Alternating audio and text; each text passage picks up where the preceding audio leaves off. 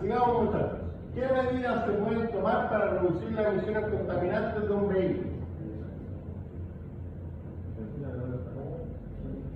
La benzina, la gasolina es una calidad, ¿cierto?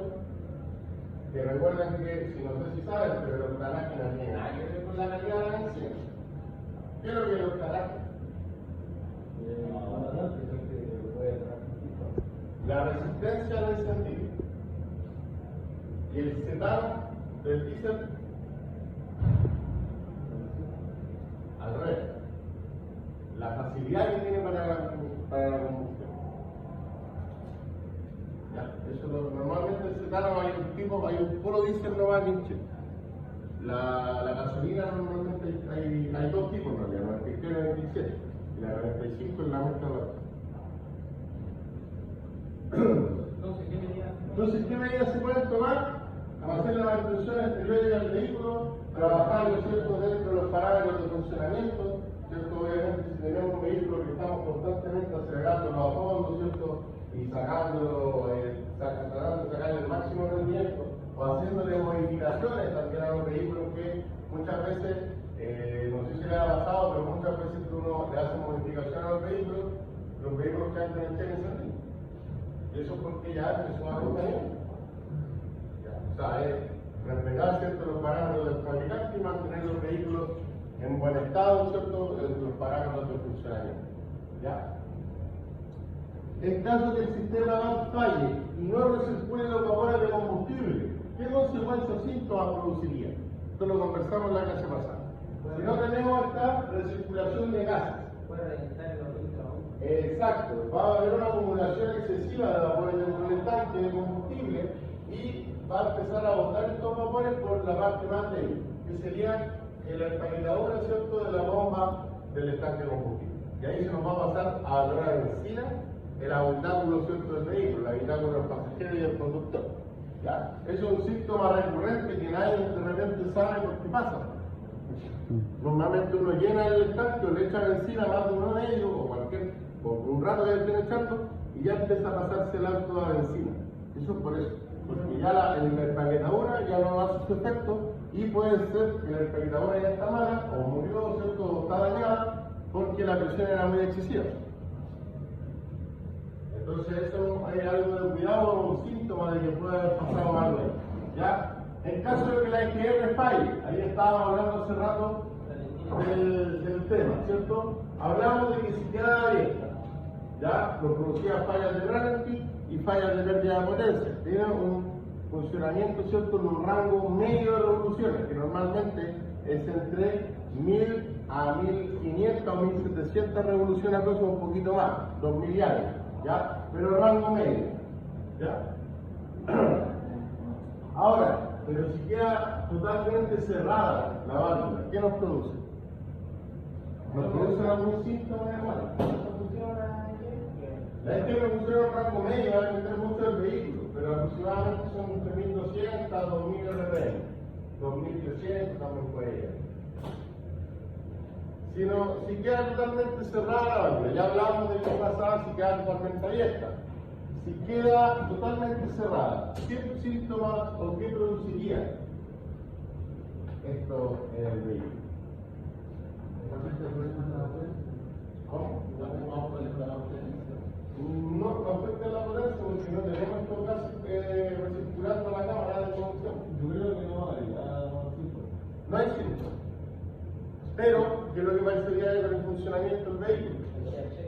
¿Qué pasaría? Posiblemente se le encienda el cheque. Pasaría que no tenemos, ¿cierto?, la válvula que nos ayuda a reducir o a bajar las emisiones de NOx. Por eso el NOx se nos dispara. Eso representaría.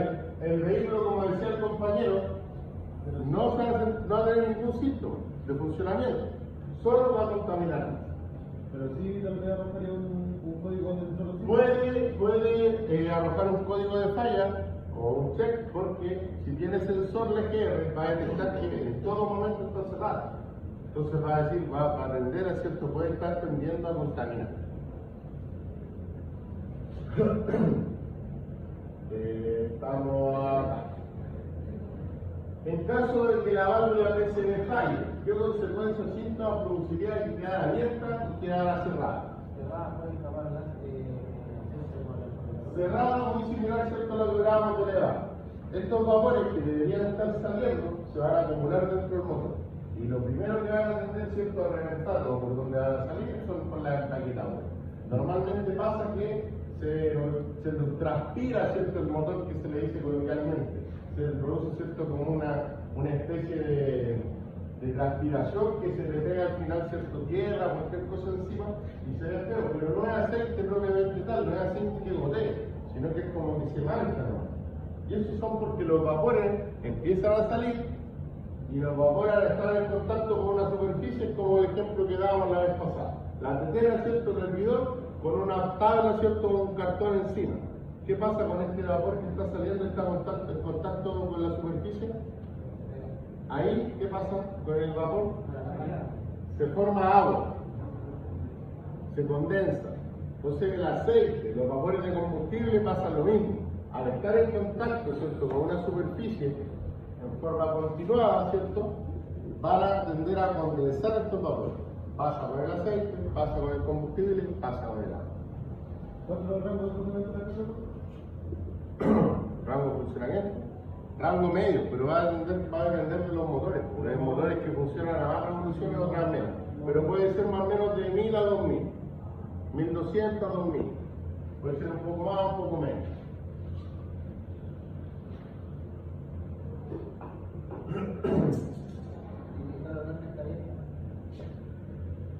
Que quede totalmente abierta, lo que hablábamos recién. También se nos produce condensación, pero en otro lugar. Cuando está totalmente abierta va a significar que estos vapores van a estar constantemente recorriendo. Y obviamente va a haber exceso de vapores, pero no en el motor, sino que en el cuerpo de aceleración. ¿Y qué va a pasar en el cuerpo de aceleración con este exceso de vapores? Va a haber vapores de aceite. Van a transformarse en aceite. Pasa que cuando ustedes sacan las mangas de admisión, es normal que tengan con la orilla y un poquito de aceite, pero si ese aceite ya llega a gotear, ese es un problema normalmente en la PCB, que está normalmente abierta. ¿Por qué? Porque mucho el vapor que se recircula. Y eso, si le sumamos que el motor en sí está con una compresión baja, quizás, eso significa que es más presión la que se le está tirando al motor. Por ende, es más recirculación de vapor de la que tiene, cuando ya tienen un desgaste en un motor. ¿Ya? ¿Se entiende? ¿Cómo podríamos controlar el filtro de canister? Lo hablamos en la clase pasada.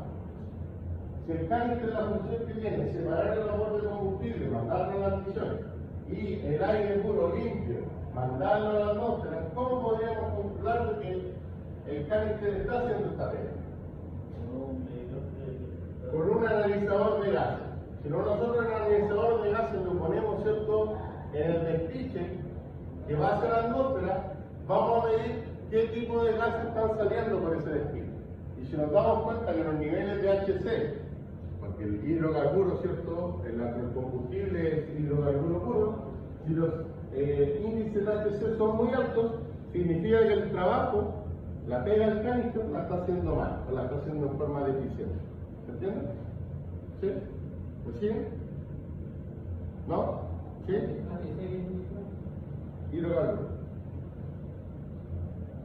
De nuevo, el canister separa la molécula de combustible del aire, ¿cierto? El aire lo toma y lo despista a la atmósfera, porque eso es lo que puede despistar, no puede despistar aire hidrocarburo porque si no empieza a contaminar. Esa es la pega del canister. Por ende, este despiche que tiene hacia la atmósfera, si yo le pongo un analizador de gases, ahí debería encontrar solamente oxígeno, que el analizador de gases lo mide. Si encuentro poco oxígeno y altos niveles de HC, significa que el canister no está haciendo su trabajo de mandar eso al otro lado, sino que lo está mandando a la atmósfera. ¿Entiendes? ¿Cómo podemos diagnosticar de forma sencilla la válvula PCB que no esté pegada? Lo hablamos también en la clase pasada. La válvula PCB es una válvula mecánica. Si nosotros la sacamos y la movemos, esta válvula debería sonar. Porque tiene cierto adentro, ¿cierto?, como un pistoncito plástico y un grosor. Si la movemos, esta válvula suena. Si no suena es porque está pegada. Puede estar pegada abierta, puede estar pegada cerrada. Pero está pegada. Ya debería sonar. Y debería estar. Hay muchas líneas de la tapa de válvula, normalmente esta manguerita está en la tapa de válvula. ¿Cierto? ¿Se han dado cuenta? Ya, ahí debería haber una válvula PCB. O en la tapa de válvula o en la manguerita. En caso de fuga de la manguera vacío de la válvula PCB, ¿qué consecuencias o síntomas produciría? Si tenemos una válvula de vacío, la manguera de la válvula PCB va de la tapa del motor a la cuerpo de aceleración. Si esta manguera se nos corta, ¿qué pasaría? ¿Qué pierde presión? ¿Qué pierde presión? El motor. ¿Cierto? Básicamente, palabras simples, como dice su compañero, pierde presión. Pero técnicamente, ¿qué es lo que pasa? ¿Qué es esto para él? Esto debería estar presurizado, esto debería estar sellado, solamente deberían pasar los vapores del motor hacia el cuerpo de aceleración. Si esta manguera se nos corta, va a haber una chupada de aire que se dice coloquialmente. O sea, el motor va a estar funcionando con un aire cierto adicional, que no está siendo sensado. Y obviamente vamos a tener radio inestable, mala aceleración, ¿cierto? Y problemas de funcionamiento. Y se nos van a llevar los gases también, porque al tener problemas de funcionamiento, obviamente el encendido falla, y al fallar el encendido o la combustión, los gases se nos empiezan a disparar. ¿Se entiende? ¿Cuál es el rango de RPM de la GR? Ya lo dijimos, rango medio. Esto puede variar según el motor. Un motor de alta revolución, obviamente el rango va a ser más amplio. Un motor de baja revolución, el rango va a ser menor. Pero se habla de 1000 a 2000 o un poquito más, ¿cierto?, de revolución. ¿Ya? A 3500 ya es un rango alto, y 800 eso ya es grande. Y ahí tenemos los dos extremos. Según la guía, ¿cierto?, ¿cuáles son las pruebas que se le pueden hacer al catalizador? Y ahí tenían que apoyarse con la guía, porque ahí aparecen, ¿cierto?, unas pruebas que se hacen con temperatura, ¿cierto?, que hacen con un analizador de gases, ¿cierto?, y un pirómetro para medir qué temperatura tiene el catalizador y cómo están saliendo los gases según su temperatura. El FCA, ¿se va a mostrar una cuestión grande verde? Eso tiene un analizador de eso. ¿Cómo era para las pruebas que se pueden hacer? Ella vamos a mostrar para la llamada unidad. ¿Ya? ¿Cuál es la norma vigente de emisiones?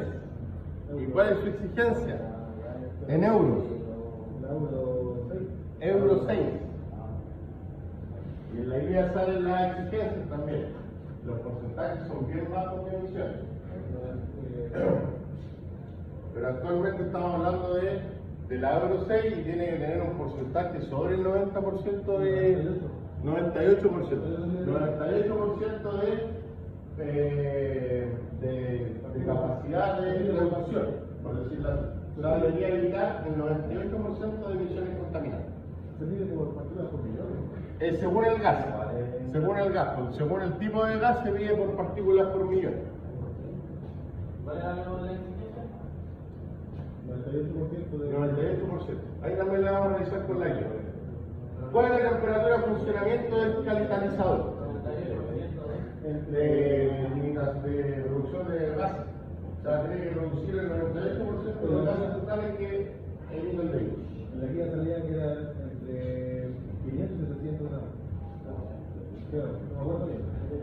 ¿Cuál es la temperatura del catalizador? Más o menos dice que partían 300. Dice, nombra los 300 grados, pero dice que ya la temperatura de funcionamiento es sobre los 500 y casi ya llegando a los 800. ¿Pasado los 300? 800, y ahí ya está trabajando a temperatura de trabajo. Eso. Claro, pero a los 300 ya empieza a trabajar el catalizador. Antes de eso no trabaja.